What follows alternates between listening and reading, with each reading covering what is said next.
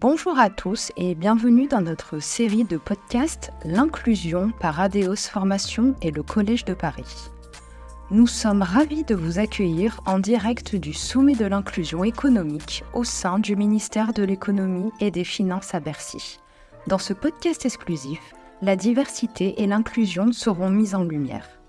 Découvrez dès à présent un nouvel épisode en compagnie de notre invité et partageons ensemble des perspectives encore plus riches. Bonjour à toutes et à tous et bienvenue à bord de HRDRadio.tv depuis le ministère de l'économie et des finances à Bercy pour le sommet de l'inclusion. Vous êtes 12 000 DRH et dirigeants d'entreprise à être abonnés à nos podcasts. On vous remercie chaleureusement d'être toujours plus nombreux à nous écouter chaque semaine. Vous pouvez naturellement réagir sur les réseaux sociaux et sur notre compte X HRDRadio.tv. À mes côtés, pour animer cette émission, Eva et Sophia du Collège de Paris.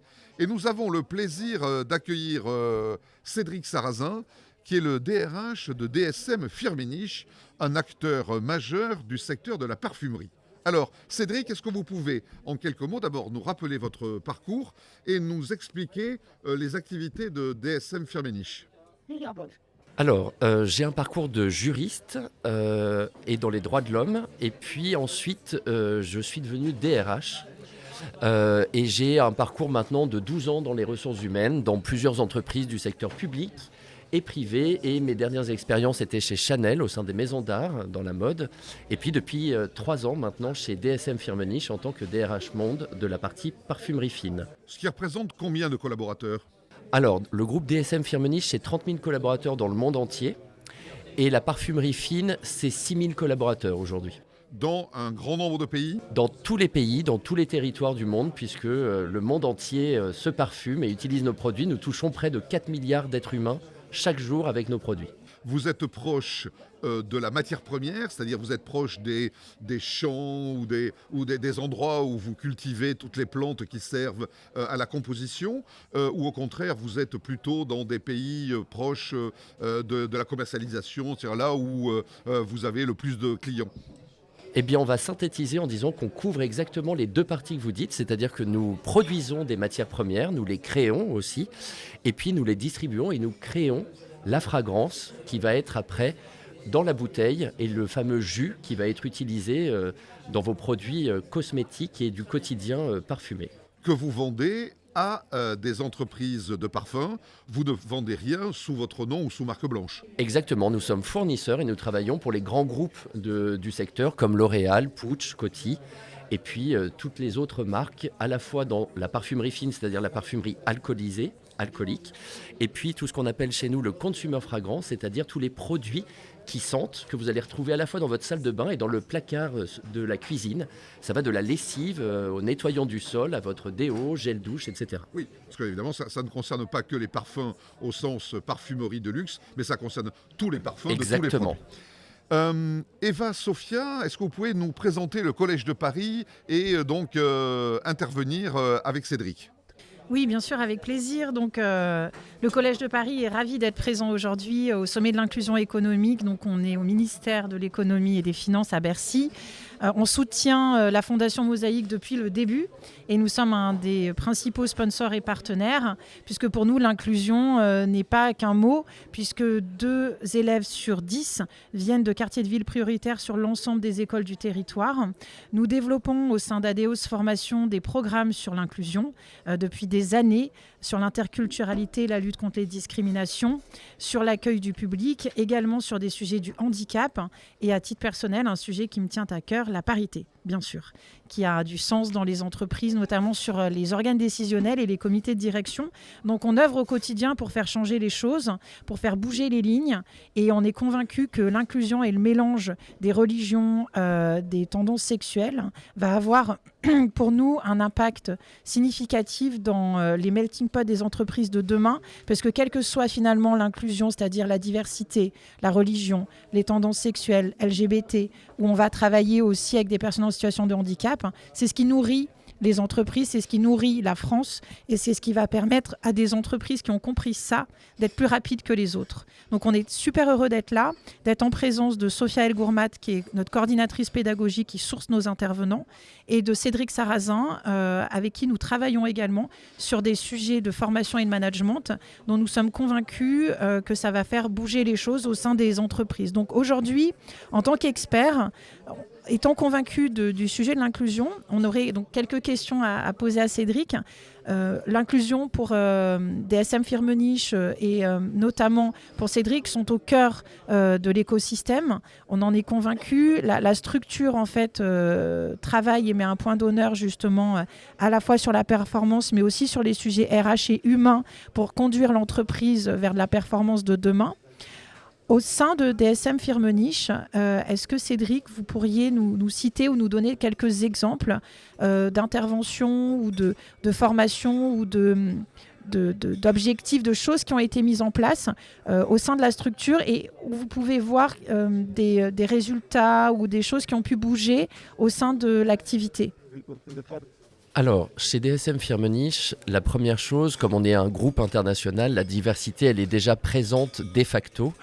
De par la langue que nous utilisons, puisque nous parlons tous anglais au quotidien, et nous sommes présents sur tous les territoires et nous embauchons des personnes en local. Donc la diversité, elle est déjà vécue intrinsèquement. Ensuite, un des premiers leviers qu'on a utilisé et qu'on souhaite développer dans le monde, c'est l'alternance. C'est donner accès à. Pour combattre les différences, la meilleure des façons possibles, c'est offrir la possibilité d'accéder à nos entreprises, qui sont des entreprises confidentielles, difficiles d'accès. Et donc, nous investissons beaucoup sur l'alternance, notamment en France. Nous avons plus de 12% en tout cas en France de salariés en alternance. Donc, on transmet et on ouvre nos portes. Ensuite, des actions très concrètes. Comme nous sommes une entreprise évidemment cotée en bourse aujourd'hui, nous appartenons à de nombreux classements. Et tout ce qui est diversité en termes d'égalité professionnelle homme-femme, nous avons des cotations et des notes. Tout ce qui est handicap également. Et donc ça se matérialise à la fois par des actions globales très high level, mais aussi très opérationnelles, comme simplement travailler sur nos biais. Nous avons formé l'ensemble de nos collaborateurs aux biais, puisque nous savons que lorsque nous recrutons notamment, nous appliquons les uns et les autres nos propres biais en fonction de notre parcours professionnel, personnel et études. Et aujourd'hui, nous ouvrons nos portes à l'ensemble des personnes. Et j'ai un mantra en tant que DRH qui est un peu que j'ai piqué au McDo, qui est chez DSM Firmenich, vous venez comme vous êtes. Et c'est à nous de vous intégrer, de vous accueillir et de faire en sorte que votre parcours professionnel au sein de notre maison se passe de la meilleure des façons possibles. Donc ça, c'est génial. C'est du coup un des sujets du sommet de l'inclusion où on est aujourd'hui, c'est qu'il y a beaucoup de jeunes qui se posent des questions, qui ont vécu le Covid, ils ont suivi des cours à la maison, ça n'a pas été très drôle, ils ont été désociabilisés. Donc Cédric, dans ce que vous dites, c'est de dire, nous les jeunes, on les reçoit à bras ouverts, on les intègre, on leur propose des jobs et des missions et on met en sorte un système d'onboarding qui font qu'ils se sentent à l'aise et qui vont sur finalement des métiers confidentiels comme vous le dites, mais où finalement 12%, c'est bien au-dessus de ce qui existe aujourd'hui sur les moyennes françaises. Donc ça, pour ça, félicitations et bravo. Et ces jeunes, est-ce que vous avez pu sentir que eux, l'inclusion, c'est pas un sujet, c'est-à-dire qu'ils sont d'une génération qui font que finalement, ils le vivent bien et pour eux, c'est évident, alors que les générations d'avant ont besoin encore d'être accompagnés sur ces sujets-là. Cette nouvelle génération qui arrive, vous pensez qu'elle va changer les choses, qu'elle va chambouler les choses ? Je réfléchis toujours à ce sujet-là. Je n'ai pas la réponse exacte. Je n'oppose jamais les générations parce que je pense qu'on est tous en fait avec nos propres biais en fonction de notre génération. Et donc super, la nouvelle génération a effectivement moins de biais que nous sur la religion dans l'entreprise, les orientations sexuelles, etc. Probablement. Mais ils en ont d'autres sur la façon dont on travaille, etc. Donc c'est plutôt comment on réussit dans un collectif de travail à créer le lien et à intégrer tout le monde dans un objectif commun. Et c'est ça la plus grande gageure aujourd'hui des DRH de France et du monde, c'est comment réussissons-nous à fédérer, à créer ces ponts entre les générations et à faire qu'il y ait un dialogue qui s'installe plutôt qu'une défiance et un rejet. Donc on travaille sur ça aujourd'hui. Donc, ce qu'on peut dire, c'est que chez DSM Firmenich, il fait bon vivre. C'est une entreprise où on se sent bien et c'est une entreprise dans laquelle on a des perspectives d'évolution. Et ça, c'est fantastique. Donc merci pour votre engagement. Merci de laisser la place aux jeunes et de leur donner cette opportunité de rentrer dans vos structures.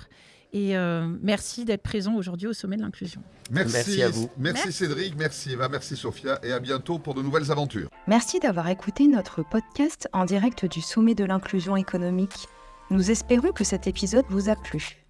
Ne manquez pas les prochains épisodes qui promettent d'être remplis d'inspiration, d'innovation et de stratégie pour favoriser l'inclusion dans tous les aspects de votre vie.